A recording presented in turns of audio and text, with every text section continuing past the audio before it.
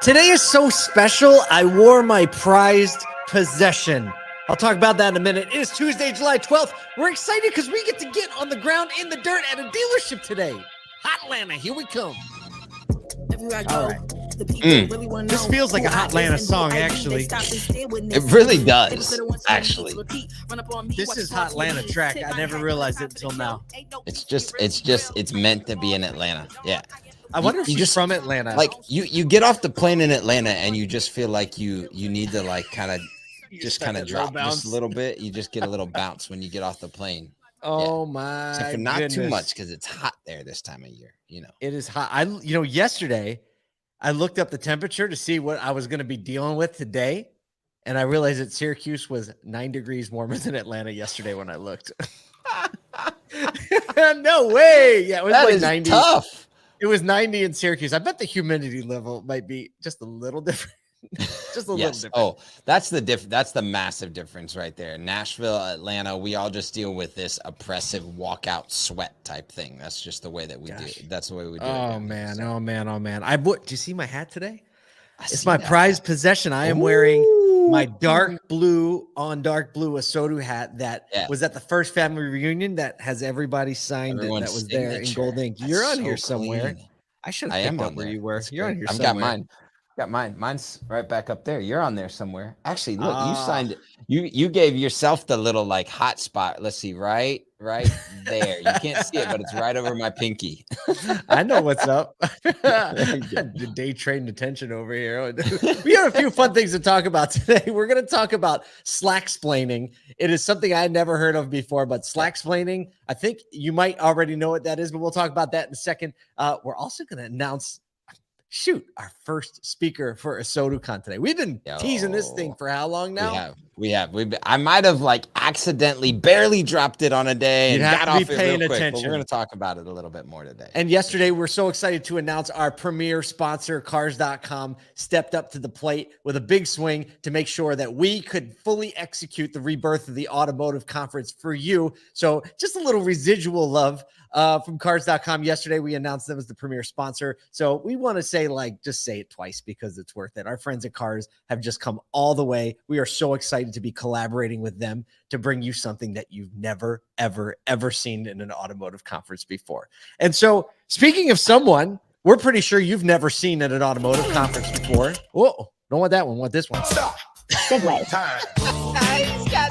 He got the hot buttons mixed up this morning. I think the track was still playing in the background.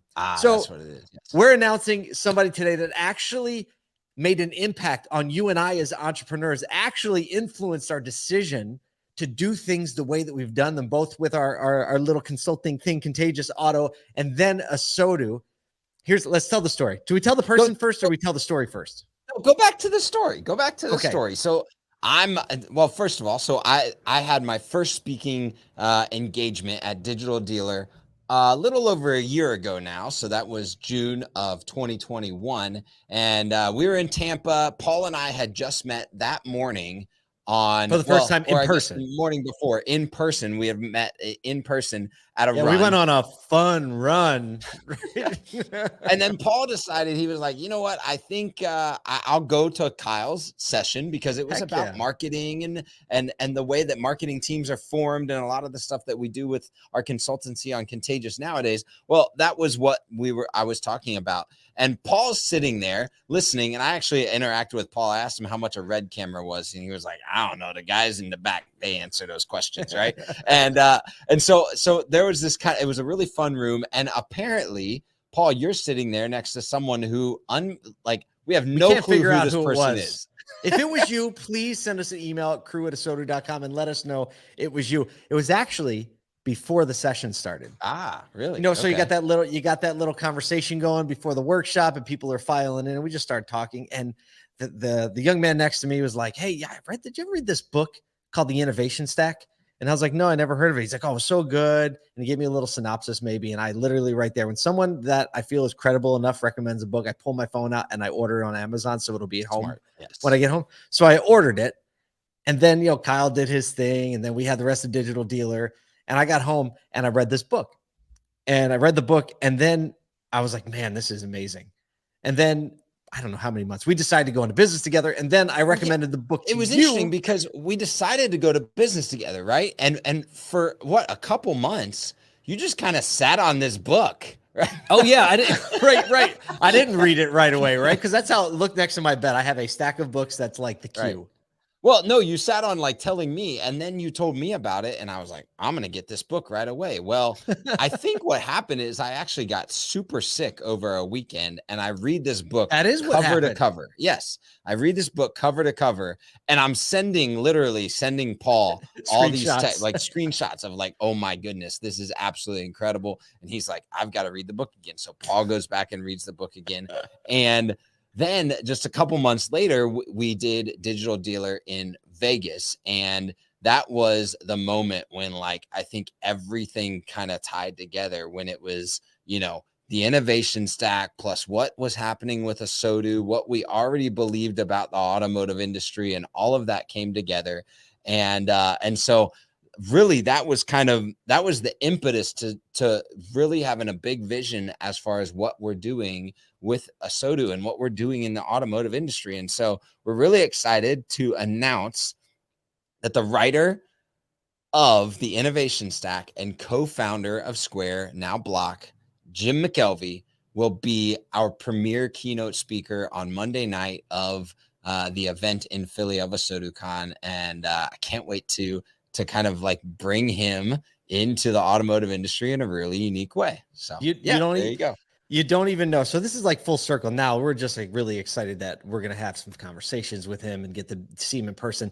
And when we reached out to him, his interest peaked because he hasn't done anything in automotive before. Yes. And this is someone who understands all industries, right? Like, because when you study and look into his history, he solves problems, and from glass blowing to credit card payments, right? He just likes to solve problems. I want to read a little excerpt from his bio. Oh, I just had it up and now it's not up anymore. Oh, here it is. So this is his bio on his website. So he has a Wikipedia page. So I don't know if you caught it. Kyle said co-founder of Square, you know, that little payment processing company that company.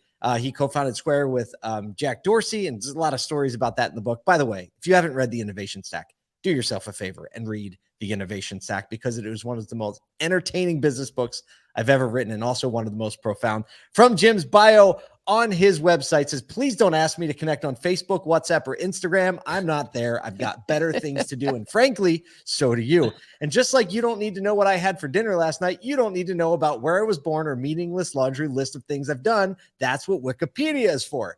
Through the things I do and the people I meet, I aim to be a conduit to ideas, innovation, and even to entrepreneurship. I want to explore, solve problems, and inspire others to do the same. And that, my friends, is the most important thing you need to remember about me. Paul. Signed, Jim McKelvey. Look at this troublemaker. This troublemaker. Right. If that's not a troublemaker, I don't know what is. So exactly. He's coming in hardcore to ASOTU. You have to be there to see him in person. I've never seen him in person, but I heard he is an amazing speaker. It's not like one of those guys where they write the good book and then you realize they hate people, right? You get in a room.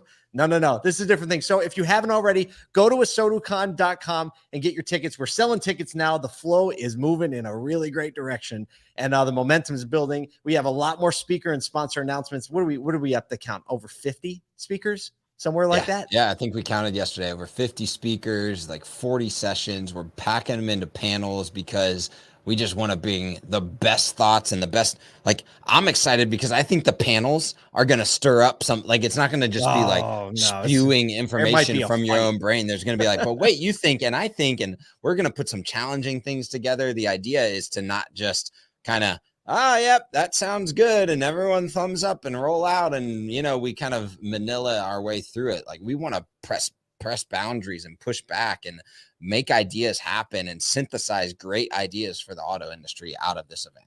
It's happened. Coming at you hardcore. ASOTU Con, September 11th through 13th in Philadelphia. Let's talk about, we got time probably for one article today. This is an article that is probably not timely, but it's going to be very relatable. And the question that we're posing is, are we losing more time than ever in this hybrid work environment, sometimes remote, sometimes not remote? Slack-splaining. Kyle, what is Slack-splaining? Do you have a guess?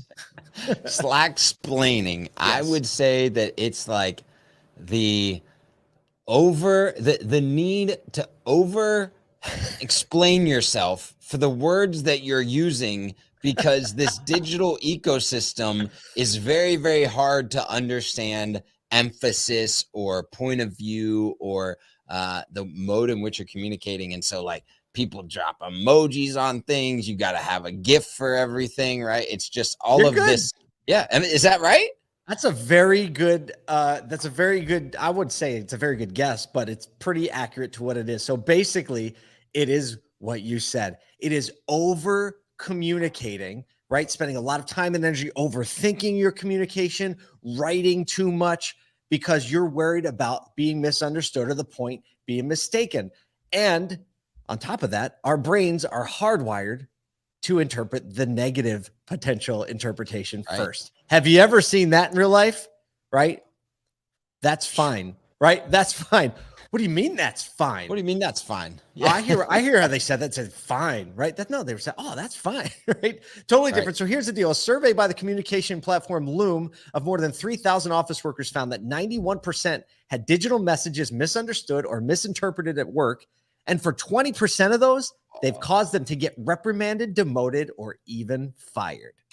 No way. That is a major, major problem, right? So we're spending another research in this article. We linked it up. It's a Fast Company article. It's great. It's a little bit longer, but it's full of great stuff. And like I found myself reading it and nodding along, like, yes, yes. So another research from Grammarly, Grammarly, and the Harris Poll found that employees spend nearly half of their work week on written communication alone because a shift to a more, one half, because of a shift to a more dispersed work week. I don't know when, you were in a dealership at the time, so you didn't go through this the same way, but when the agency moved remote, because we had to in New York, right? Like they shut everything down. I remember I was like all upset about it. And then after like a week or two, I was like, I do feel like we're pretty efficient. And then after like 3 or 4 weeks, I was like, this sucks. Right. Right. And now, I think about this, like the volume of texting and emailing that's happening within a dealership with customers. And this is a big thing, right? It could be a shocking realization of, what are you communicating and are your customers able to obtain that information? Because, you go from like in-person interaction, then you separate that to phone interaction, which loses that interpersonal connection. Can't see, right? No body language. Yeah. And then you go to text and email, and you're just removing more and more opportunity for contextualization, and you're putting barriers up. And so, yes, everyone wants to be texted. Yes, everyone wants to respond to email in their own time. But even recently, actually, Paul, you and I have been really intentional about, like, instead of just, we've, especially with a lot of outreach that we've had to do around ASOTU Con, it's like, oh, let's email them. And we've just realized, picking up the phone is actually a much better option. And so I do, obviously people need to communicate in the way that they need to communicate, whether in business or, business to business or within a business or business to consumer.